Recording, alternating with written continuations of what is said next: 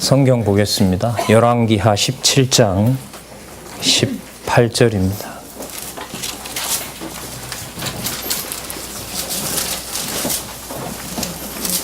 열왕기하 17장 18절.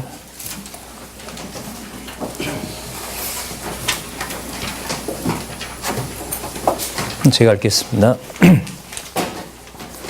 여호와께서 이스라엘을 심히 노하사 그 앞에서 제하시니 유다 지파 외에는 남은 자가 없느니라. 교재는 2474페이지에 보시면 다윗 왕조의 보호 열왕기하 18장에서부터 25장까지 있습니다. 23장 31절부터 오늘 다윗 왕조의 시련 내용을 우리 원로께서 강의하셔야 되는데 대구 중심교회 출강이 갑자기 잡혀서 제가 대신하게 됐습니다. 10시 40분까지 18장에서부터 시작해서 지난 시간 23장 30절까지 열왕기 내용들을 다시 한번 돌아보고요. 다음 시간에 공부하시는데 도움이 되도록 안내해보자 합니다. 여러분 아시는 것처럼 지금 열왕기 상하는 통치언약 성취 섭리 속에 들어가 있습니다. 통치언약 성취 섭리는 어디서부터 시작했냐면 룻기에서부터 시작을 했죠. 맞죠? 예, 그리고 룻기 사무엘 상하가 다윗 왕국의 창건을 언약하신 대로 여호와 하나님께서 성취해 주시는 내용을 배웠습니다. 그 연결을 좀 지으면서 열왕기의 내용을 부각할 수 있는 방법이 당장 드러나는데요. 룻기에서부터 사무엘 상하가 다윗 왕국을 언약하신 대로 창건하신 내용이란 말이죠. 그럼 창건하셨으면 그 왕조를 계승해서 보호하시면 됩니다. 그리고 자기 백성들을 보호하시면 아주 아름다운 구조가 안정되게 만들어집니다. 그런데 열왕기 내용을 제가 지금 빼고 말씀을 드렸거든요. 그러니까 이렇게 연결을 제가 먼저 해볼게요. 룻기부터 사무엘 상하에 여호와 하나님께서 언약하신 대로 통치 언약을 섭리하셔서 장차 오실 메시아를 준비하신단 말이죠. 그것을 언약하신 대로 아브라함에게요. 룻기부터 사무엘 상하를 통하여 다윗 왕국을 언약하신 대로 창건하셨습니다. 뭐 어려움 없으시잖아요. 그죠? 너무 명확하고요. 언약하신 대로 왕국을 이루어 주셨으니까 그 다윗 왕조가 계승되게 하시는 것은 언약하시고 성취하시는 대로 너무나 당연한 겁니다. 제가 지금 역대기 상하를 얘기했습니다. 근데 어떤 의문도 없으시잖아요. 있으세요? 다시 말씀드릴까요? 룻기에서부터 사무엘 상하까지 여호와 하나님께서 통치 언약을 이루시기 위하여 다윗 왕조를 창건하셨어요. 창건하신 다윗 왕조를 언약하신 대로 보호하여 메시아를 보내시기 위해서 다윗 왕조를 반드시 계승하시는 거죠. 아무런 다른 점이 없죠, 그죠? 이 제기할 만한 게 없으시죠? 그래서 유다 자손을 하나님께서는 반드시 보호하셔야 장차 메시아가 오시는 준비가 완벽하게 이루어집니다. 맞죠? 예, 맞아요, 다.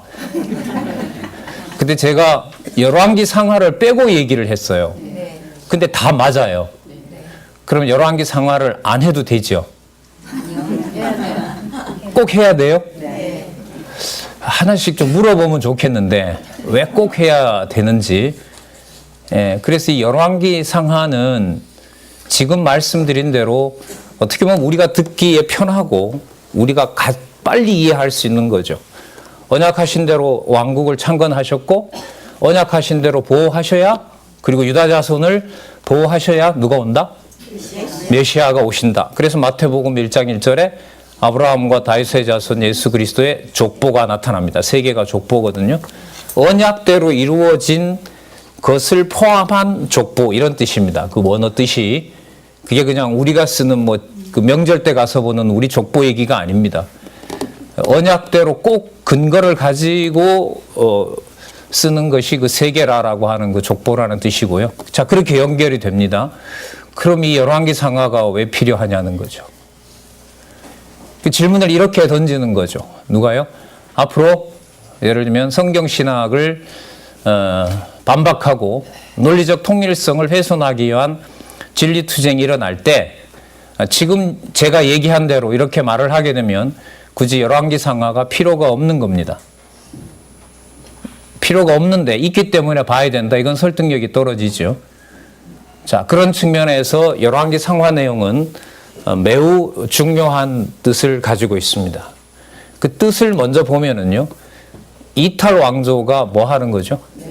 멸망하는 겁니다. 북쪽 이스라엘도 여러분들 이탈 분명히 약속대로 하고 있고요. 남쪽 유다도 결국은 더 부패하게 되죠. 그죠? 더 부패해서 결국은 마지막 25장에 가면 좀 불쌍한 꼴이 되죠. 여호야긴이 얻어주는 밥을 먹고 바벨론 왕 앞에서 살아가는 비참한 꼴로 제목에 보면 다윗 왕조의 시련으로 끝나 있습니다. 맞죠? 다음 시간에 시작될 내용이 23장 31절에서부터 시작이 되거든요. 제목이 어떻게 나와 있어요? 다윗 왕조의 시련. 그 다윗 왕조가 혼란이 되어서 망한 다음에 유다 백성이 포로로 잡혀가서 바벨론 왕 앞에서 왕이 진짜 얻어먹는 꼴이 되는 걸로 열왕기 하가 끝이 나고 있습니다. 그럼 여러분들은 아까 연결시켰던 대로 한번 다시 연결을 시켜볼게요. 이게 말이 되나 한번 여러분들 보세요. 여호와 하나님께서 언약하신 대로 통치 언약을 이루시기 위하여 다윗 왕국을 창건하셨습니다. 명쾌하죠? 그죠? 그래서 그 창건된 나라를 보호하시기 위해서 이탈시켜서 멸망시키셨습니다. 말이 돼요, 안 돼요? 우리 집을 잘 살게 하기 위해서 엄마 아버지가 먹을 거 못 먹고 입을 거 못 입고 잘 만들어 놨습니다. 자, 그래서 둘째 아들이 다 말아 먹었습니다. 그래서 가게가 우리 가족이 잘 보존됩니다. 말 돼요, 안 돼요? 안 되면 이것도 안 돼야 돼요. 다윗 왕국을 언약하신 대로 창건하셨습니다. 그러므로가 아니죠. 이렇게 되면. 그런데 왕조 나라가 갈라지고 나라가 어떻게 됩니까? 이탈하는 자가 생기고, 그죠? 10지파 반이나 10지파 반이 갔으니까 나라 이름을 가지고 가잖아요. 맞죠? 그러니까 나라 이름을 가져갈 정도로 엄청난 반란이 일어난 거죠. 그죠? 이쪽은 한 지파 반밖에 안 남죠. 한 지파 반도 아니에요. 유다 지파랑 그 레위 지파는 족속이 안 들어가니까. 베냐민 지파도 반지파는 아니고요. 그 베냐민 지파는 잘 아시는 대로 다윗의 아주 다윗을 자기 목숨보다 더 사랑했던 사울 왕의 아들이 있죠. 누구죠? 요나단이죠. 요나단이 죽기 전에 그 블레셋 전쟁에 나가서 죽기 전에 다윗과 언약을 수립하죠. 우리 가문을 긍휼히 여겨달라. 그것도 참 재밌는 장면이에요. 전쟁 나갈 당시에 왕은 사울이었어요. 맞죠? 그리고 왕자가 누구였냐면 요나단이었어요. 다윗은 한 장군에 불과해요. 그런데 당시에 태자가 자기 신하인 다윗에게 뭐라고 하냐면 우리 가문은 끝장이 날 것이고 당신이 왕이 된다. 그 왕이 될 때에 우리 가문을 나와 맺었던 언약을 기억해달라. 그래서 요나단의 아들이었고 도피할 때 다리가 망가진 누구를요? 무비보셋을 챙기면서 유다 지파 분배 지역 바로 위에 보면 베냐민 지파가 있습니다. 그래서 항상 베냐민 지파를 보호해주는 일이 벌어지게 되죠. 그러니까 10지파 반이 아니고요. 10지파와 베냐민 가문 중에서도 여러분들 그 요나단 그 계열을 하나님께서 허락을 해줘서 이제 살아가게 되는 거죠. 나중에 여러분 아시는 것처럼 베냐민 지파에서는 바로 사도 바울이 이 가문을 통해서 베냐민 유대인 이렇게 이제 나중에 태어나게 됩니다. 자, 그러니까 나라에 큰일이 벌어진 거죠. 10지파 반이 다 반란을 일으켰으니까. 그러니까 나라가 유다인 거지 어떻게 보면 유다 족속밖에 안 남은 거죠. 그러면 여러분 사실상 이스라엘이라는 나라는 보호되고 있다고 봐야 됩니까? 끝이 나고 있다고 봐야 됩니까? 예? 끝이 났다고 봐야죠. 누가 보더라도 말이에요. 누가 보더라도. 그래서 여로보암이 가면서 유다 지파 너네들끼리 잘 먹고 잘 살아라 그러면서 이제 북쪽으로 간단 말이죠. 그게 제목이 바로 이탈 왕조 멸망으로 나와 있는 거죠. 그럼 통치 언약을 성취하시고 통치 언약을 보호하신다라는 면에서 보면 열왕기 내용을 쉽게 연결시키기가 쉽지가 않다는 얘기입니다. 그죠? 차라리 빨리 역대기로 가면 다윗 왕국을 창건하셨기 때문에 여호와께서 언약대로 이루시기 위해서 다윗 왕조를 계승하신다. 그래서 아담부터 다윗, 그 다음에 다윗부터 70년 포로 후에 다시 돌아왔다. 굉장히 자연스러워요. 역대기를 빨리 읽으면. 근데 열왕기가 문제인 거죠. 그리고 지금도 신학계에서는 사무엘에서부터요. 사무엘 상하, 열왕기 상하와 역대기 내용은 80% 이상이 반복됩니다. 똑같은 인물들이 나와서 거의 똑같은 일을 합니다. 그런데 이 내용이 왜 이렇게 같이 붙어 있냐는 거죠. 그래서 지금도 유대인들은 구약 순서가 우리와 다르죠. 역대기 내용이 구약 성경 제일 뒤에 붙어 있습니다. 그러니까 어떻게 처리할 수가 없는 거죠.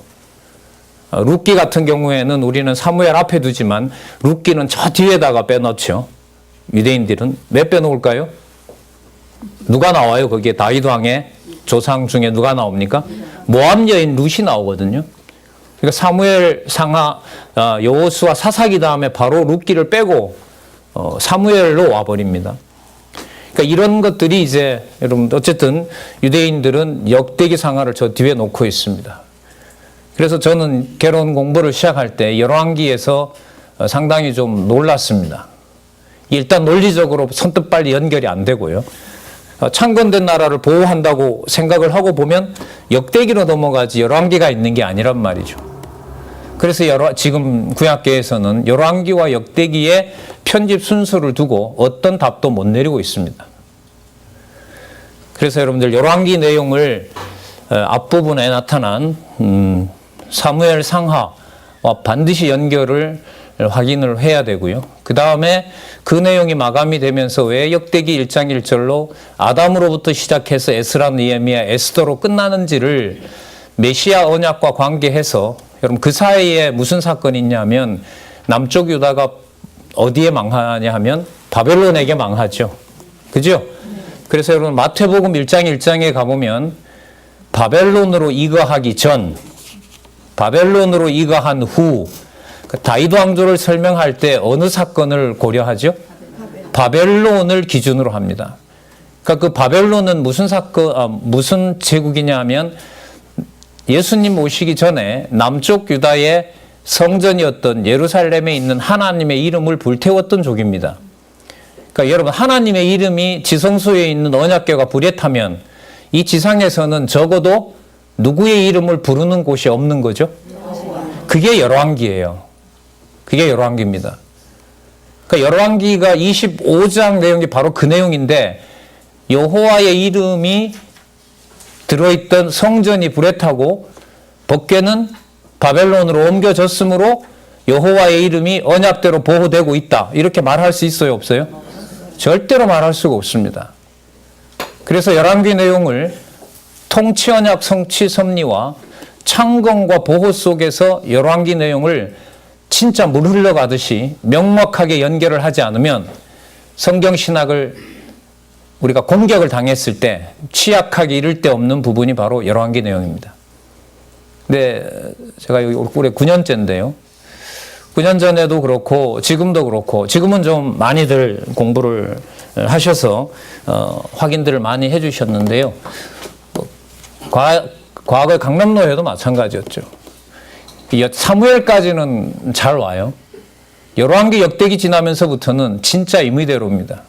어떤 분한테 물었더니까 한 10년 동안 열왕기 역대기 하다가 그냥 말았다 그러고요. 그래서 여러분들 성경 전체의 논리적 통일성으로 넘어갈 때 열왕기에서부터 흩어지기 시작한 내용이 역대기를 빼고 에스라에 가서 70년 후에 포로 귀환했다는 걸로 넘어가서 에스라, 느헤미야 이렇게 흐지부지 돼서 에스더서는 죽으면 죽으리다가 아닌데 연결성을 떼고 여전히 그렇게 강론들이 이루어졌습니다.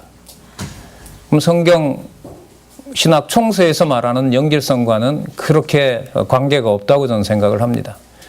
그 상태에서 여러분들 욥기로 넘어간다?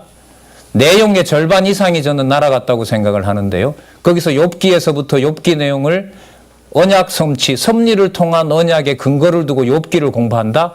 불가능합니다. 그 중에 바로 열왕기 상하가 한 몫을 차지합니다.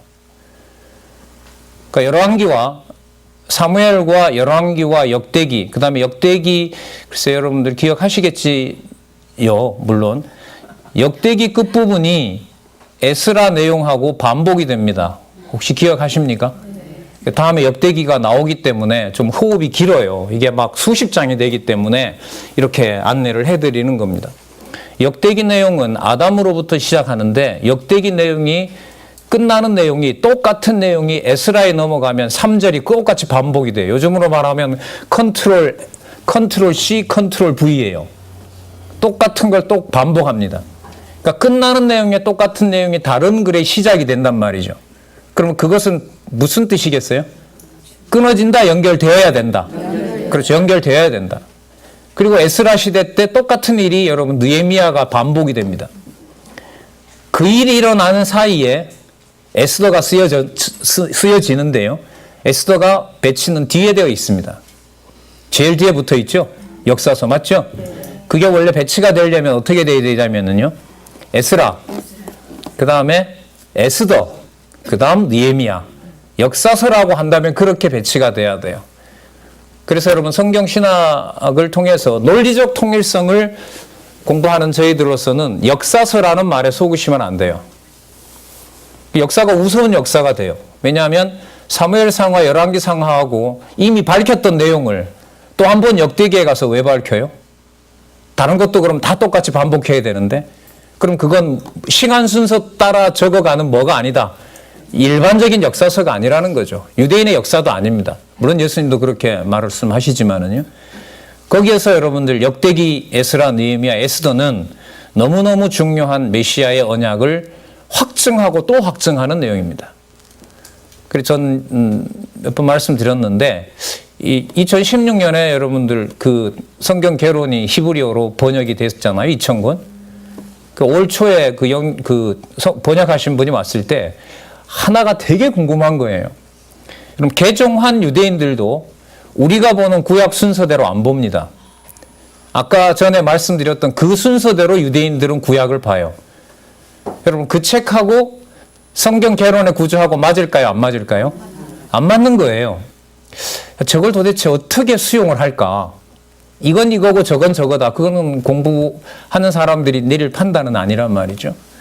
예, 여러분 그래서 그 에스더까지 가는 과정에 논리적 연결성에서 아주 중요한 부분이 바로 여러분들 이제 한두 시간이면 마감할 바로 열왕기 내용입니다.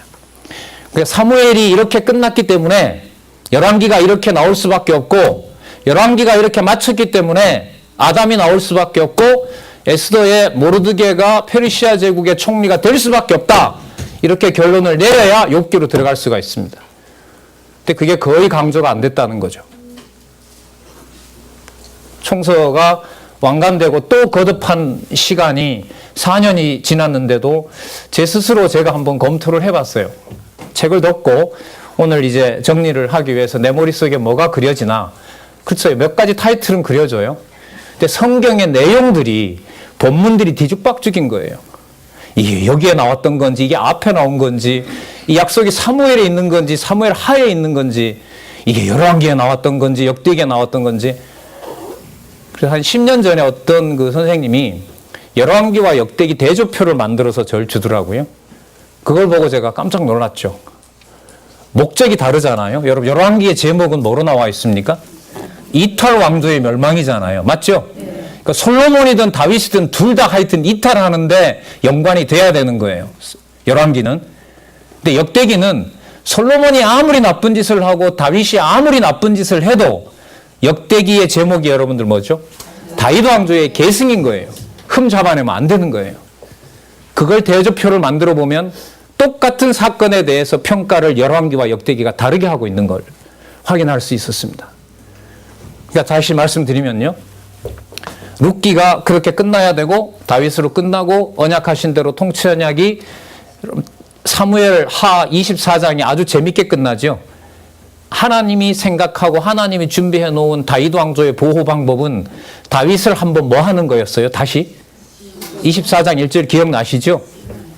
기억하셔야죠. 얼마 안 됐는데 제가 언제 한 달 안 된 것 같은데 24장 1절 여호와 하나님께서 다시 뭐 하시고자 진노하시고자 다윗을 치시려고 뭘 하게 하니라? 인구조사를 하게 하니라.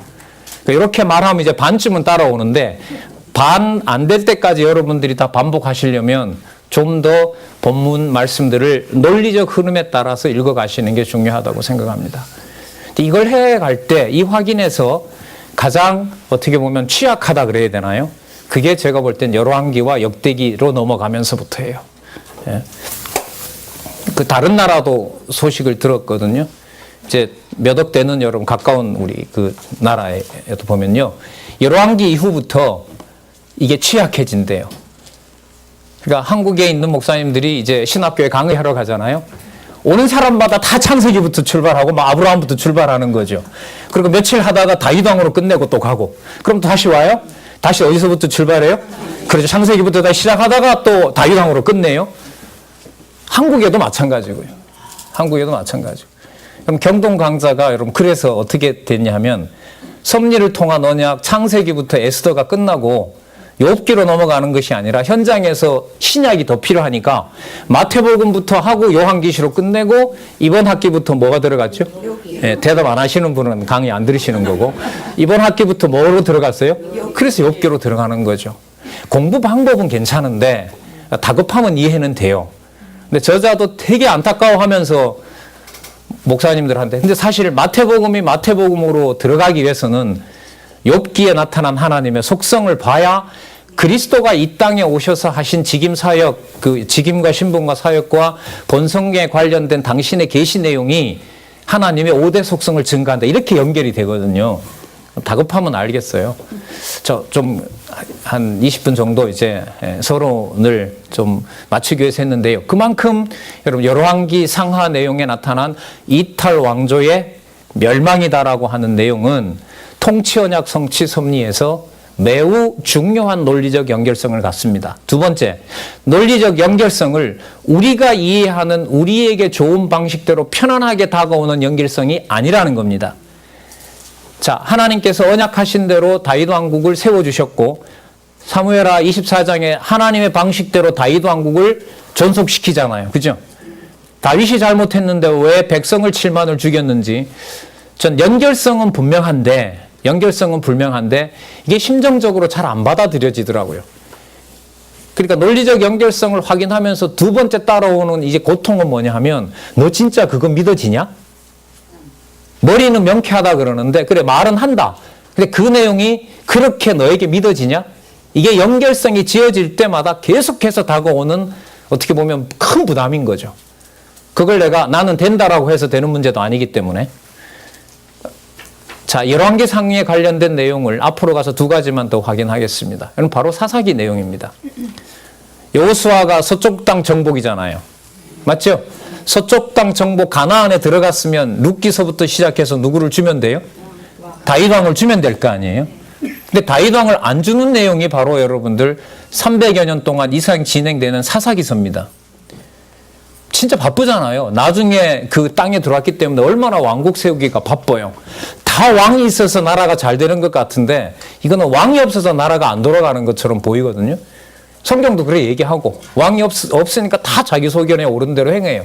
근데 하나님 몇 년 동안 왕을 안 준다고요? 300년. 네, 300년 동안 안 줘요. 광야 40년은 그건 일도 아니에요.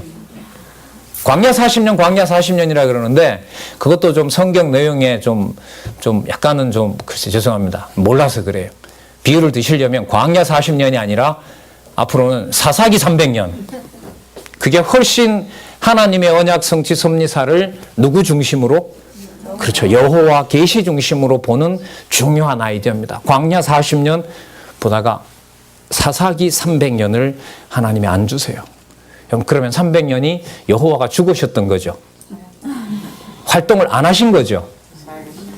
매우 화가 나신 거죠. 잘못하니까 우리가. 그렇게 하면 다 먹혀 들어가잖아요. 계시 중심으로 안 보기 때문에. 그리고 아까 말씀드렸던 여러분들 열흘길을 몇 년을 가야 돼요? 40년. 여러분 그래서요. 자손언약 성취 섭리에서는 민수기 1장에서부터 30년까지 일주일 열흘길을 40년으로 하나님께서 주권적으로 섭리하시면서 당신의 언약을 보호하시는 것과 사사기의 내용 300년 이상을 하나님께서 약속된 땅에 들여보내줬지만 누구를 안 준다? 왕을 안 주지만 여호와께서 왕을 준비하시는 것과 세워놓은 너무너무 아름다운 나라 이스라엘 나라를 뭐하고? 분열시키고 분국시켜서 더 큰 나라를 어떻게 해버린다? 이탈시켜서 멸망시켜버리는 과정이 여호와 하나님께서 여호와의 주권적인 방법으로 통치 언약을 성취 섭리해 가신다는 겁니다. 그럼 열왕기 내용은 여러분 다윗 왕의 하나님의 진노로 24장 내용이 마무리가 되면서 다윗 왕조를 다윗이 이어나가는 것이 아니라 하나님이 약속대로 한다는 첫 번째 사건이 바로 뭐냐 하면 꼬마인 솔로몬 시대 때 누가 반역을 일으키죠? 이러시면 안 되시죠. 뭐 내용이긴 하지만 아도니아라고 들어보셨어요? 네, 기억나시죠? 네, 소년이었던 왕노릇 할 수 없는 솔로몬 시대 때 아도니아를 통하여 도저히 왕위가 계승되게 될 수 없었던 상황에 여호와 하나님께서는 누구에게요? 솔로몬에게 왕을 세워주죠. 그리고 하나님께서 이 나라 어떻게 다스립니까? 라고 했더니 내가 지혜를 주겠다고 합니다. 맞죠? 솔로몬이 재물도 달라고 굉장히 많이 구했죠? 아, 그래요? 네, 안 구했습니다. 네. 안 구했는데 하나님이 뭘 주세요? 네, 전무후무한 재물 주겠다. 뭐 하려고 했을까요? 잘 먹고 잘 살려고 했을까요? 아니죠. 열왕기 내용의 이탈 왕조를 만드는 배경을 만드신 거죠. 그러나 여러분 이것도 반밖에 안 맞습니다. 솔로몬이 재물을 모아서 산당을 짓고 처첩 천여 명을 불러들인 사건을 역대기에 가면 나쁘게 얘기 안 합니다. 여전히 제목은 딱 잡혀 있어요. 다윗 왕조의 뭐요? 역대기는 계승. 무슨 일이 벌어져도 모든 과정이 무엇에 대한 증거예요? 창건된 나라가 뭐하는? 계승되는 것과 연결이 돼야 돼요. 그러니까 여러분 부분에 매인다라는 게 이게 성경 신학에서는 치명적인 거죠. 큰 틀을 그리면 그래요. 그거 우리가 다 아는 거다. 그건 전제다. 진짜 전제 나올 때마다 진짜 전제 드리고 싶어요, 저는. 그 전제다라는 것 속에 꼭 짚어야 되는 게 뭐냐면 여러분 전제를 크게 잡거든요. 역대기를 전제로 삼는다 합시다. 그러면 역대기 1장에서부터 역대기 마지막 장까지 수십 가지 내용이 적어도 논리적 근거로 무슨 근거를 받쳐줘야 돼요? 성경적 근거가 받쳐줘야 돼요. 그게 머릿속에서 저도 잘 안 떠오르더라고요. 말씀이 생각난다라는 게 본문 내용 없이 떠오르면 누구 좋을 대로 쓸까요? 아, 그렇죠. 이거는 연습 안 해도 돼요. 이거는 그냥 바로 꿈속에서도 쓰기 때문에 본능적으로 자기 좋은 대로 씁니다. 예. 그럼 그 솔로몬에게 준 많은 부귀와 영화, 열왕기는 이탈 왕조를 만들어내는 결정적 계기가 됩니다. 그리고 이 약속은 이미 누구에게 언약되어 있었죠? 레위기와 신명기에 누구에게요? 모세에게. 그래서 여러분 열왕기 내용은 750에서 700년 전의 사건입니다. 왜냐하면 레위기와 신명기가 광야 40년을 이렇게 두고 기록되기 때문에 750에서 700년 전의 사건이 열왕기 내용이고요. 또 하나 열왕기를 보실 때에는 열왕기 내에서 반드시 언약과 성취 구도로 간다는 거예요. 가장 강력한 증거가 뭐냐면 우리 앞부분에 배웠던 북왕조에 대한 교훈이 열왕기상 17장에서부터 열왕기하 18장 5절까지 두 명의 선지자 있었죠. 누구죠? 엘리야와 엘리사. 맞죠? 엘리야는 서너 가지 나오고요. 엘리사는 뭐 15가지 쭉 나온단 말이죠. 그 내용의 핵심은 바로 뭐냐면 그 선지자를 누가 보냈다? 예, 여호와께서 보내셨다. 하나님이 보낸 사람이다. 하나님이 보낸 사람이므로 그들은 누구 뜻대로 할 수밖에 없어요? 하나님 뜻대로 할 수밖에 없어요. 그러면 이게 선지서의 아주 중요한 근거가 돼요. 나중에 대선지서, 소선지서 가면요, 선지자들의 자기 마음대로 일체 생각도 못하게 합니다. 에스겔 같은 경우에 혹독하게 다루잖아요. 예? 부인이 죽었는데 울지 말라 그래. 하나님 나타나서 상도 차리지 말라 그러고 조문객도 받지 말라 그래요. 물어요. 백성들이, 야, 너는 너희 부인이 죽었는데 넌 울지도 않냐? 이게 내 부인 얘기가 아니고 너네들 망할 성 얘기다. 너네들의 예루살렘 성이 망할 때 하나님이 나로 하나님이 한 일이니까 그 예루살렘 성이 불탈 때 한 방울의 눈물도 흘리지 말라고 하나님이 내 부인을 죽여서 연습시키고 있는 거다 지금. 그래서 여러분들 엘리야, 엘리사, 그리고 실제로 강론집에 인용을 많이 하죠. 예수님의 선지직과 관련해서. 자, 그 다음에 이사야부터 말라기까지 나온 선지자들 특징이 하나 있어요. 자기 마음대로 안 돼요. 울어도 안 되고요. 죽고 싶어도 못 죽고요. 그래서 여러분들 우리 마태복음에 가면 예수님의 3직 가운데 무슨 직이 제일 먼저 나오죠? 선지직이 나오죠. 적어도 그 제목의 선지직이 무엇인가를 알려면 나라가 망할 때 보냈던 엘리야와 엘리사가 풍부하게 받침이 돼야 돼요. 그러니까 예수님이 오셔서 우연히 하는 거면 어떤 거는 언약이 되어 있고 어떤 것은 언약 안 돼 있다 이러면 예수님의 구약 성경이 잘못된 거죠. 모세의 글과 선지자의 글과 시편의 글이 나를 가리켜 기록했다는 내용이 반은 맞고 반은 안 맞는 거죠. 그래서 선지직을 통해서 성취하시는 메시아 직임은 엘리야, 엘리사로부터 시작해서 이사야부터 어디까지요?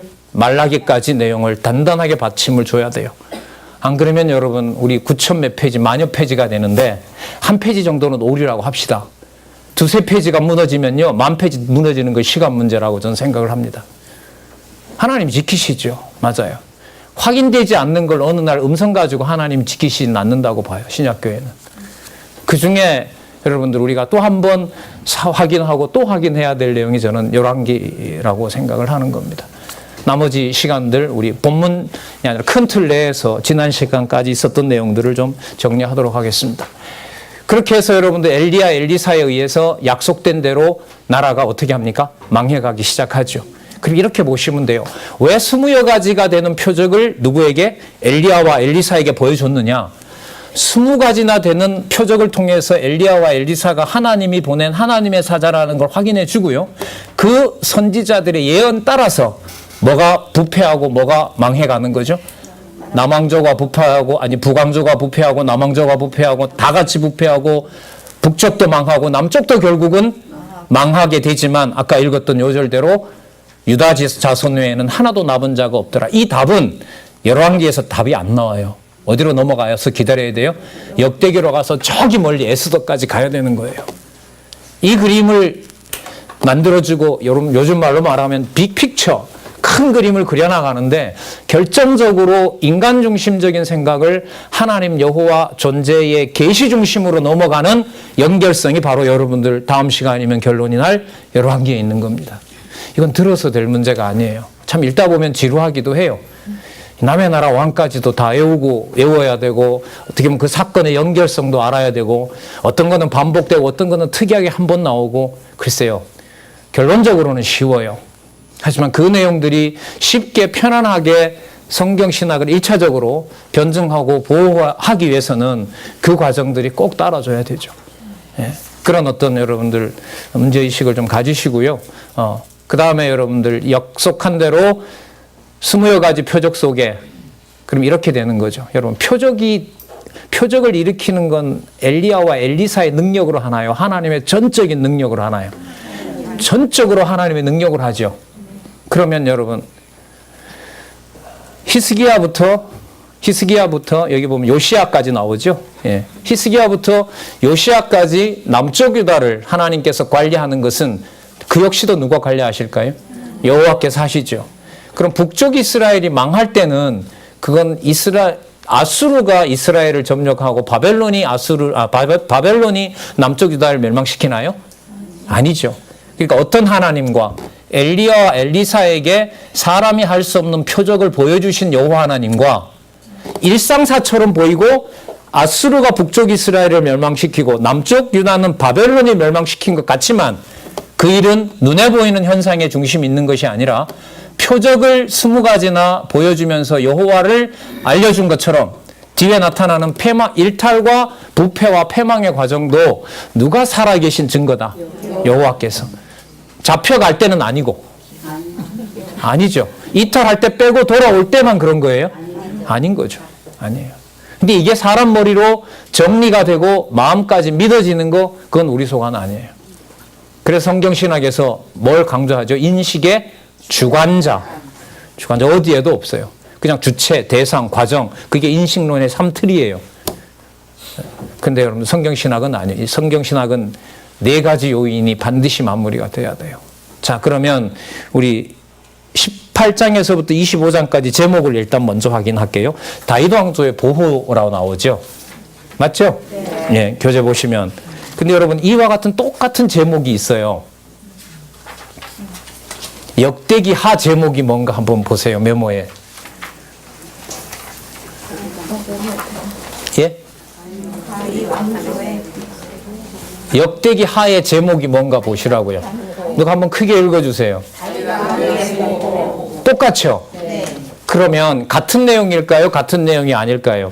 같은 의도일까요? 아닐까요? 글자 같은 건 저도 알아요. 같다고 하면 또 큰일 나죠. 왜요? 열왕기 목적과 역제기 목적이 다른데. 네, 그러면 다음에 저 만날 때까지 숙제로 하지요. 자, 다음 시간 되면 다윗 왕조의 보호 이제 끝납니다. 그 다윗 왕조의 보호랑 역대기 하에 나타난 다윗 왕조의 보호랑 같은 게 뭐고 다른 게 뭔지. 같은 건 우리 확인했어요. 뭐는 같아? 한글 글자는 같아. 그건 이제 우리 여기 우리 초등학생도 왔는데 초등학생도 알아요. 근데 문제는 다른 게 뭐냐? 달라야죠. 하나는 어디에 맞춰져 있고 이탈 왕조 멸망에 맞춰져 있고 하나는 다윗 왕조의 계승에 맞춰져 있고. 근데 어려운 건 뭐죠? 나오는 인물은 다 똑같고 하는 행동도 거의 비슷해요. 근데 거기서 뭐를 찾아내야 된다? 다른 의미를 찾아내야 돼요. 기록에 다른 의도가 있다는 거죠. 되게 재밌겠죠? 좋은 가을날이 갈 것 같습니다. 겨울에 뵐 수 있기를 바라고요. 자, 먼저 여러분들 이 히스기야의 통치는 저자가 강조를 많이 했습니다. 아수르가 침략을 하죠. 그리고 그 아수르 왕의 여러분들 아주 그 고약한 그 장군이 와서 희롱을 하죠. 하나님을. 누구죠? 랍사게죠. 그죠? 예, 랍사게가 와서 하나님의 이름을 희롱합니다. 그리고 어느 정도로 희롱하냐 하면은요. 여러분 이런 거예요. 예를 들면 우리를 되게 싫어하는 사람이요. 힘을 키워가지고 우리를 다 죽였어요. 다 죽이면서 하는 말이 뭐냐 하면 자, 이게 바로 여호와께서 뭐 한다? 언약하시는 대로 이루시는 여호와가 시켜서 하는 일이다. 맞아요? 안 맞아요? 맞아요. 이걸 랍사게가 그래요. 제가 찾아드릴까요? 18장 25절 한번 보겠습니다. 이 랍사게가 이 유다 백성과 그 히스기야의 그 신하들에게 하는 소리입니다. 내가 어찌 여호와의 뜻이 아니고야 이제 이곳을 멸하러 왔겠느냐. 그러니까 누가 보내서 왔다? 네, 이게 지금 랍사게가 하는 말입니다. 여호와께서 전에 내게 이르시기를 이 땅으로 올라와서 쳐서 멸하라 하셨느니라. 그러니까 북쪽 이스라엘을 멸망시키면서 랍사게 입에서 굉장히 듣기 싫은 말로 누구의 뜻이 이루어진다고 얘기를 해요? 어떤 기분이 어떨까요, 이게? 여러분, 하나님 이럴 때 살아 계실까요? 아니면 잠시 돌아가셨을까요? 이런 게 어려운 거예요, 저는. 이런 게. 나오죠. 몇 장 몇 절에 뭐가 나오더라. 그렇죠? 이건 금방 확인이 돼요. 여러분, 여기에서 또 묻고 히스기야 전체 사건을 보고 히스기야 전체 사건만 보는 게 아니라 요시야까지 뭐가 연결되는지 보고 그 연결된 내용이 엘리야, 엘리사와 어떻게 연결이 되고 그게 솔로몬의 성전 지은 것과 무슨 상관이 있고 아도니아가 반란 일으킨과 무슨 상관이 있고 그래서 결과적으로 열왕기는 이탈 왕조의 멸망이다. 이건 여러분들 글쎄요. 시간이 충분하면 절절마다 다 풀어드리면 좋겠지만 뭐 그렇게까지 할 필요가 없도록 여러분 교재가 안내를 하고 있지 않습니까? 자, 이 일에 여러분들 화가 나는 건 히스기야보다, 죄송합니다, 인간적으로 말하면 누가 더 화가 나겠어요? 여호와께서 얼마나 화가 나시겠어요? 그 여호와의 이름이 막판까지 이렇게 뭐가 됩니까? 치욕에 치욕을 당하는 상황까지 눈앞에 보여주죠. 그러다 사마리아는 망하죠. 남쪽 나는 사마리아로부터 이로부터 한 100여 년 후에 망하게 되거든요. 이게 지금 한 709년경의 상황이니까요. 100년 후가 되면 609년, 605년부터 바벨론이 침략이 시작이 돼요. 그러니까 이 히스기야가 언약을 받았던, 예언을 받았던 100여 년 후가 되면 남쪽 유다도 똑같이 않죠. 더 처참하죠. 어디가 불에 타니까? 누구의 이름이? 그렇죠. 여호와의 이름이 기념이 되는 예루살렘 성전이 불에 타기 때문에 이건 정리가 안 되는 겁니다. 누가 보더라도 그 순간은 여호와의 이름이 불타고 있는 거죠. 네. 그게 여러분 다윗 왕조의 계승과 에스라, 느헤미야, 에스더로 가면서 정리가 되고 있습니다. 다음에 여러분들 주의하셔서 유익한 공부가 되셨으면 좋겠습니다. 자, 히스기야가 기도를 안 할 수가 없죠. 여러분, 히스기야가 기도하는 내용을 한마디로 말하면 모든 말들을 여호와 하나님이라는 주어를 앞세웁니다. 19장 15절에 보시면 그 앞에 기도하여 가로되 그룹들 위에 계신 이스라엘의 하나님 여호와여. 19장 6절 누구요? 19장 16절 보세요. 여호와여 귀를 기울이소서. 2489페이지에 보시면요, 계속해서 여호와를 강조하죠. 그죠? 예, 16절 중간에 보면 사내림이 사신 하나님을 해방하러 보낸 말을 들으시옵소서. 우리는 우리대로 죽는데 당신 이름이 욕을 당하면 당신은 그럼 있는 겁니까? 없는 겁니까? 예. 이 질문 앞으로 우리를 데려가는 거죠. 17절 다시 여호와여. 19절에 보면 우리 하나님 여호와여 원컨대 이제 우리를 그 손에서 구원하소서. 그리하시면 천하만국이 주 여호와는 홀로 하나님이신 줄 압니다. 그래서 이사야를 통해서 하나님께서 얘기를 해주시는데 일단 랍사게와 아수르의 미련함을 책망하십니다. 그리고 엄청난 얘기를 해주시죠. 이 일이 우연히 된 것이 아니라 창세전에 이미 정해진 거다. 맞죠? 몇 절에 나와요? 25절에. 19장 25절에 보시면 우리 같이 한번 볼까요? 19장 25절 한번 보겠습니다. 어마어마한 얘기죠. 눈앞에 성이 망해가고 성이 망할 지경이 됐는데 여호와 하나님께서는 창세전 카드를 꺼내요. 그 말은 무슨 뜻일까요? 눈앞에 성과 성전이 망해도 어디에 계신 하나님은 변동이 없다. 언제부터 계신 하나님은 변동이 없다. 그렇죠. 여러분, 이런 경험은 본문을 시간을 내서 읽지 않으면 다가올 수가 없어요. 이렇게 좋은 진짜 여러분들 기가 막힌 여러분 참 그 사전까지 여러분들 다 만들어주지 않았습니까? 자, 같이 한번 읽어볼까요? 시작. 내가 듣지 못하였느냐? 이 일은 내가 태초부터 행하였고 상고부터 정한 바라. 이제 내가 이루어 너로 견고한 성들을 멸하여 돌무더기가 되게 함이니라. 아수르 왕이나 신하나 너네들 건방지게 굴지 마라 이겁니다. 그리고 아시는 대로 히스기야는 살아나게 되고요. 그 다음에 위기를 모면하게 되고 그 다음에 목숨도 15년 연장하게 되고요. 그 다음에 므낫세가 태어나게 되고 므낫세가 하나님 앞에 엄청난 악을 저지르게 됩니다. 그리고 므낫세의 아들이 아몬이죠. 아몬은 여러분들 아몬이 대신해서 왕이 되는데 아몬은 자기 신복에게 암살당해요. 맞죠? 그 신복들은 유다 백성들이 또 왕 죽였다고 다 죽입니다. 그러니까 유다 왕국 내에서도 뭐가 일어나요? 참혹한 일들이 벌어지는 거죠. 그 다음에 여러분들 누가 나와요? 요시야가 나오죠. 맞죠? 하나님께서 이 요시야를 언제 준비를 하셨냐 하면 이미 북쪽 이스라엘의 첫 번째 왕이 누구죠? 여로보암이죠. 그러면 시간으로 보면은요 300년 전이에요. 그러니까 북쪽 이스라엘이 설 때, 분리해서 나갈 때 이미 여로보암에게 하나님은 요시야라는 이름까지 알려줘요. 그러니까 북쪽으로 갈라져 나간 요시야에게 남쪽 다윗 왕가에는 모든 우상을 회파시킬 왕을 보내는데 그 이름이 요시야다. 어디에 나오냐면 이 중요한 약속입니다. 열왕기상 13장 2절에 보면 나와요. 그래서 여러분들 요시야 사건에서 1차적으로 준비하셔야 될 내용이 뭐냐면, 확인하셔야 될 내용이 뭐냐면, 열왕기상 13장 2절에 이미 분국될 때 누가 나타나기로 약속이 되어 있다? 요시야가 나타나기로 되어 있다. 요시야가 왜 나타나겠어요? 표면적으로 보면 히스기야와 그 아들, 히스기야의 아들 므낫세와 아몬이 망쳐놓은 전을 어떻게 하려고요?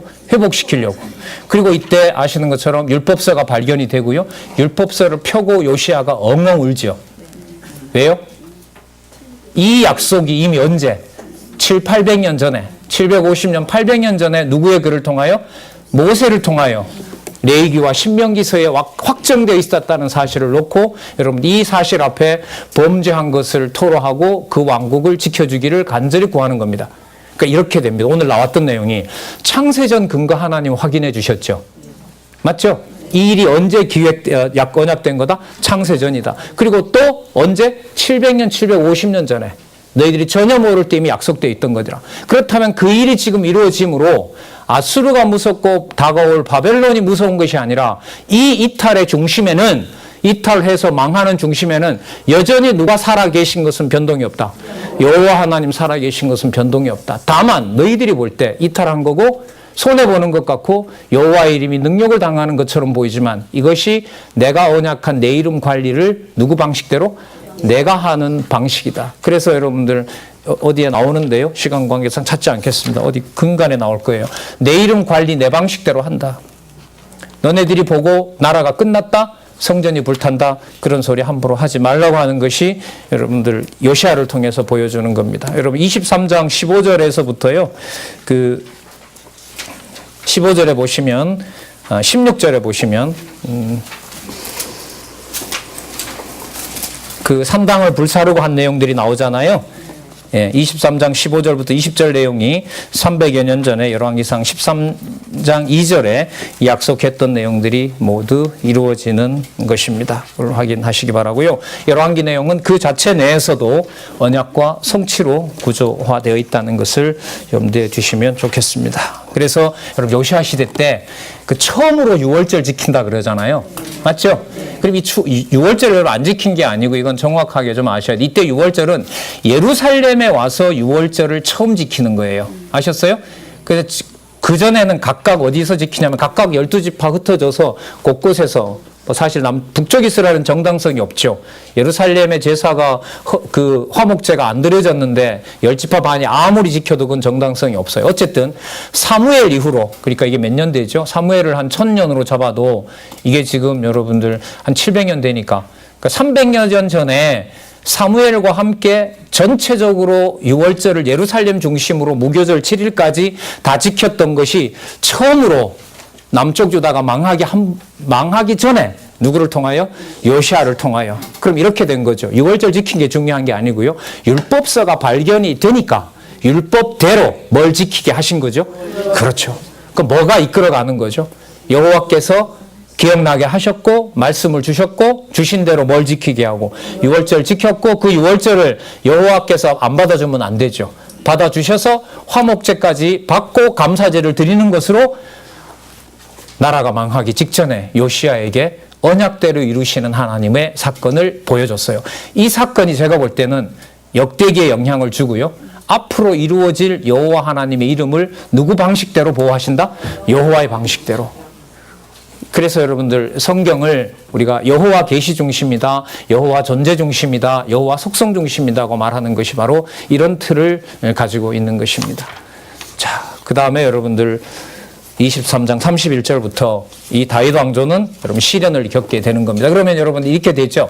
유월절 지켜서 하나님 살아계신 것을 확증했다면 우리가 봤을 때 자기 언약 자손들이 시련을 당하지 말아야 되잖아요. 우리의 바람대로라면. 맞죠?